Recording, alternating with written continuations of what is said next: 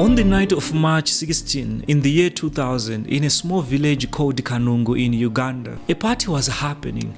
3 bulls had been slaughtered. 70 crates of soft drinks had been delivered. Hundreds of men, women and children were eating, singing and praying. They believed they were celebrating the most important night of their lives. They were right. While they sang and enjoyed, someone was quietly making sure the windows of the church they would attend in the morning could not open from the inside. The next morning, on the 17th of March, more than 500 of those same people walked into the church for morning prayers. The doors were locked behind them, and at around 10:30 a.m., the building exploded into flames, so hot and so fast that neighbors said the screaming stopped in minutes. For weeks, the world called it a mass suicide, a doomsday cult that ended itself.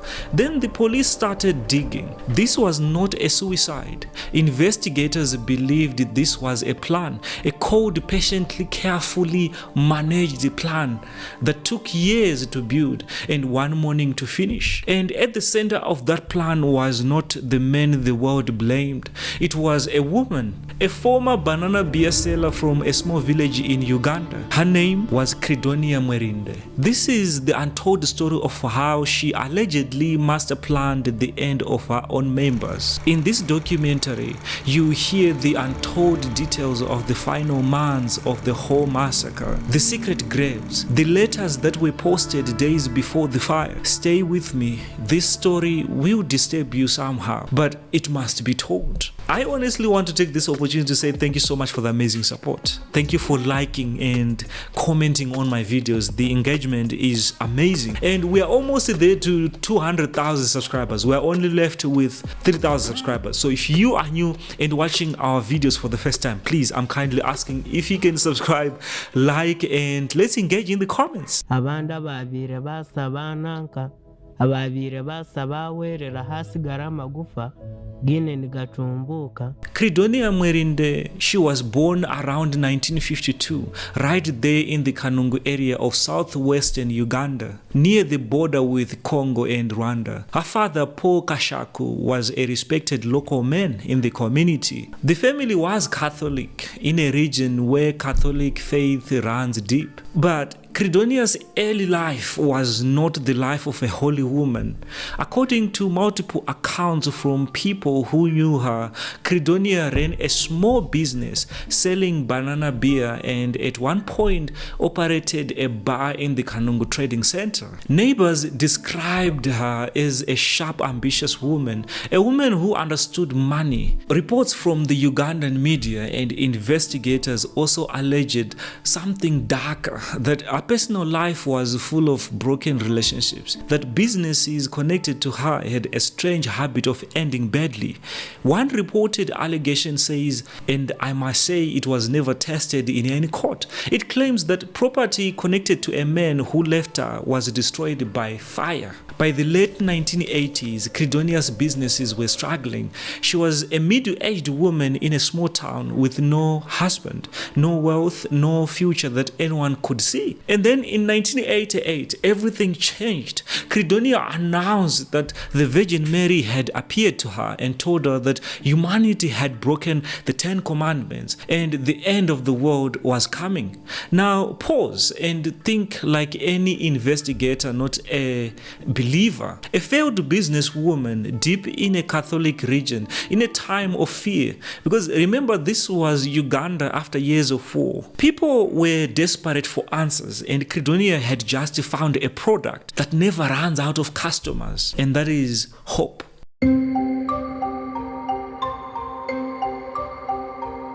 Credonia had a problem and she knew it. In that society at that time, who was going to follow a female banana beer seller claiming to see visions?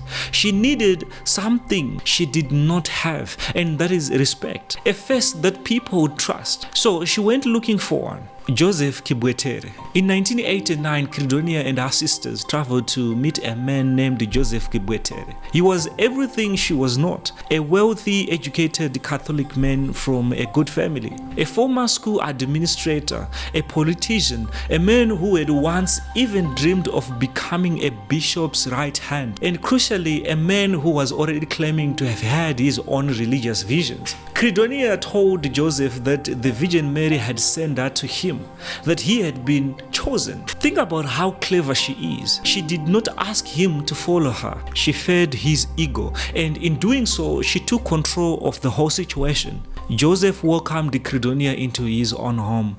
Within a few years, according to accounts from his own family, the guests had taken over the house. Joseph Kibwetere's wife would later tell journalists that Credonia dominated everything: the money, the decisions, even Joseph himself. The family was eventually pushed aside, and the movement at the end of the day relocated to Credonia's home ground, and that is Kanungu village in Uganda. And then the movement is born. By the early 1990s, the group had a name: the Movement for the Restoration of the 10 Commandments of God. On paper, Joseph Kibwetere was the leader, the bishop. Several former Catholic priests joined and gave the movement religious weight, I would say, including a highly educated priest named Dominic Kataribabo. To the outside world, these men were the face of the church.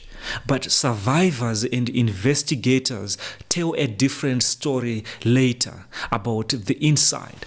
Inside the compound, the person whose word was final was Credonia. Members reportedly called her the programmer, the one who received the messages, the one who set the rules, the one who decided, who ate, who fasted, who was punished, and who was forgiven. The men wore the robes, but according to those who lived there, the woman ran the machine. And what a machine it was!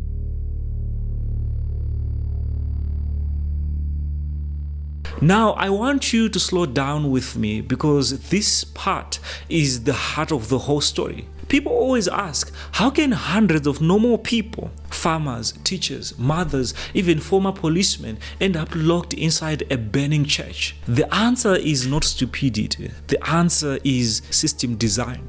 And the system in Kanungu was allegedly designed step by step. Step number 1, sell your property. To join the movement fully, members were expected to sell everything: their land, their cattle, their homes, and hand the money to the church.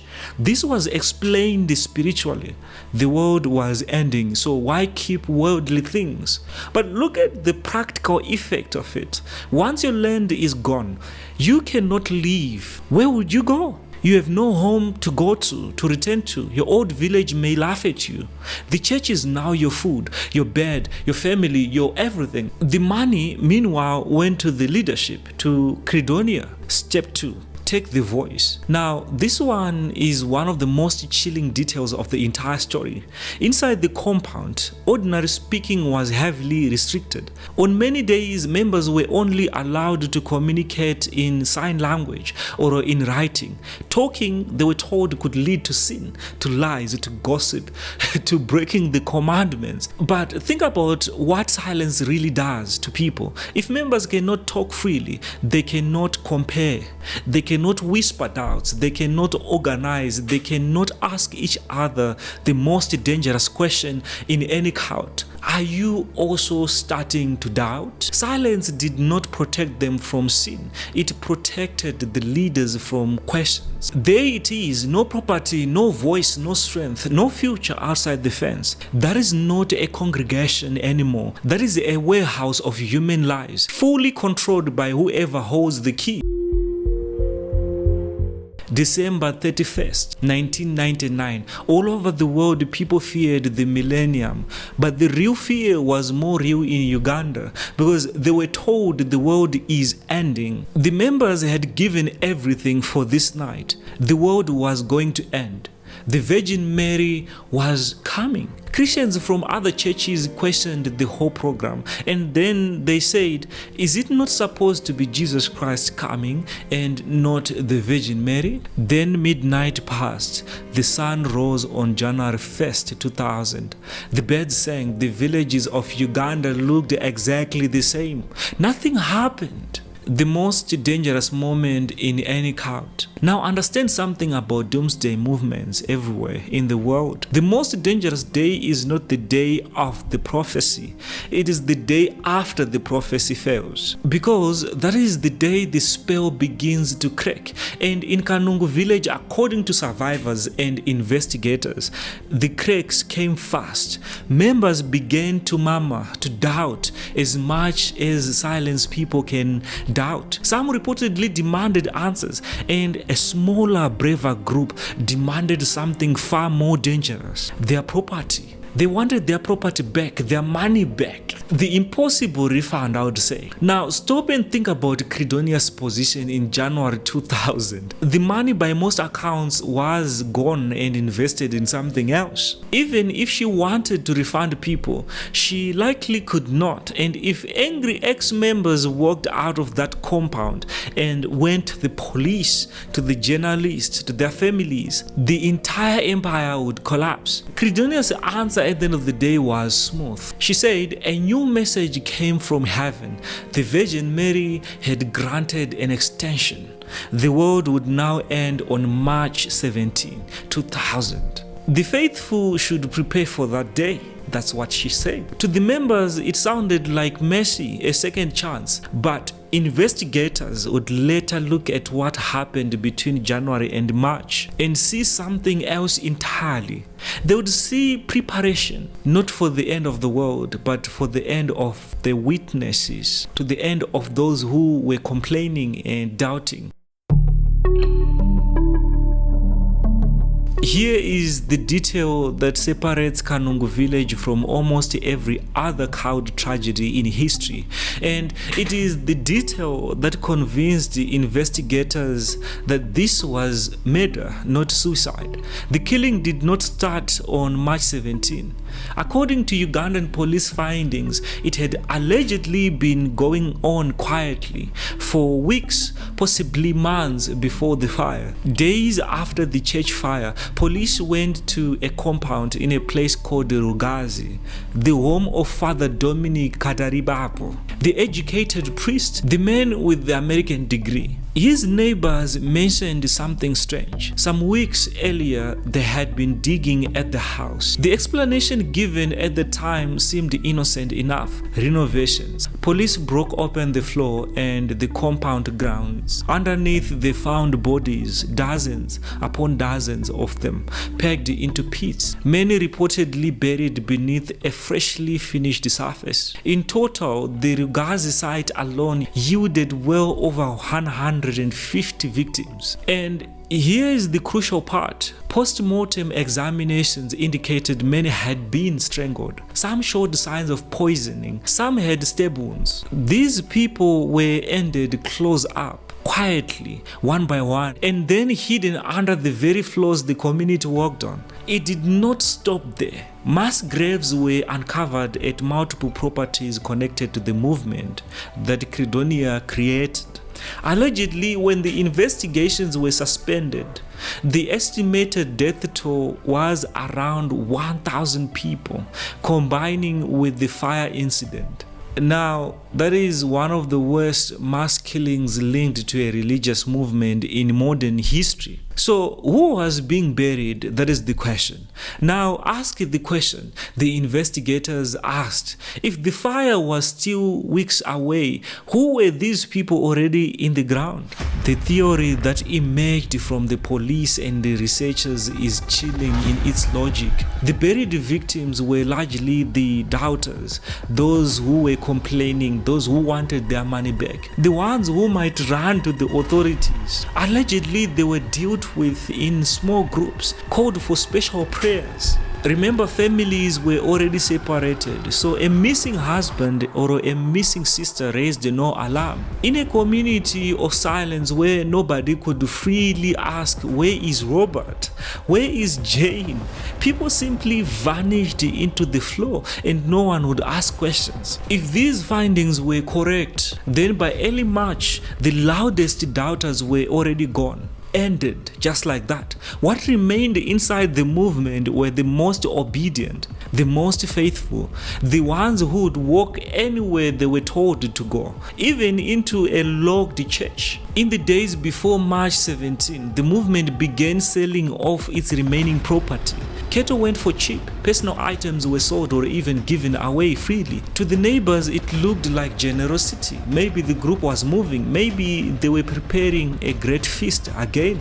To investigators, looking back, it looked like an organization closing its books. You do not sell the cattle if you expect to need the cattle. Someone knew there would be no after. Then came the night of March 16, the celebration I told you about at the start. A rare night of joy in a life of fasting and silence. Why feed people a feast the night before ending them? Survivors of other cults and psychologists who study them point to the logic that a feast keeps people calm, grateful, and united. Nobody runs away on the happiest night in years, and practically the compound food stores no longer needed to last, so they were eating everything. The members went to sleep full and hopeful, and while they slept, or in the final hours of that morning, the last pieces moved into place. Witness accounts and police findings describe the church windows being nailed shut. Investigators also reported evidence of petrol and, by some accounts, sulfuric acid. A church is a place you should be able to walk out of. By the morning of March 17, this one had been converted into an oven. The morning of Friday, March 17, 2000, was by all accounts calm. The members gathered. Estimates say more than 500 people, including many children, entered the building for prayers and celebration. Singing was heard across the hill in the village. At around 10:30 a.m., neighbors heard an explosion, then screams, then fire.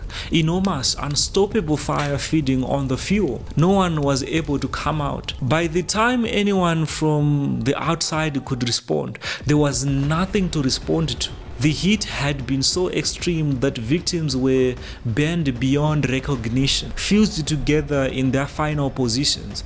Not one person inside is known to have escaped. Uganda initially recorded it as a mass suicide, a doomsday sect that ended itself. It took days for that story to fall apart. It fell apart when the police found the graves. It fell apart when pathologists found the strangle marks. It fell apart when the neighbors described the nails on the windows. Because people who choose to die do not need to be locked in. The official position shifted. This was a murder, and warrants were prepared for the leadership. Joseph Kibwetere, Father Dominic Kadaribabo, and Credonia Mwerinde. Which brings us to the final mystery. Did the programmer burn or walk? Officially to this day, nobody can tell you with assurance where Credonia Mwerinde is. Some investigators and observers believe the leaders died in the fire or took their own lives as the operation closed. The bodies from the church could not be individually identified by DNA, so it cannot be ruled out that Credonia was among those who lost their lives in the fire. But there is another side, and it is why Interpol notices went out. There were accounts suggesting some inner circle members were seen after March 17. Rumors never confirmed but pointed across the border into the DRC Congo, a region where in the year 2000 a person with money could disappear forever. So others were suggesting the leaders are in Congo hiding. More than 900 people are gone, and in the eyes of the law, almost nobody ended them.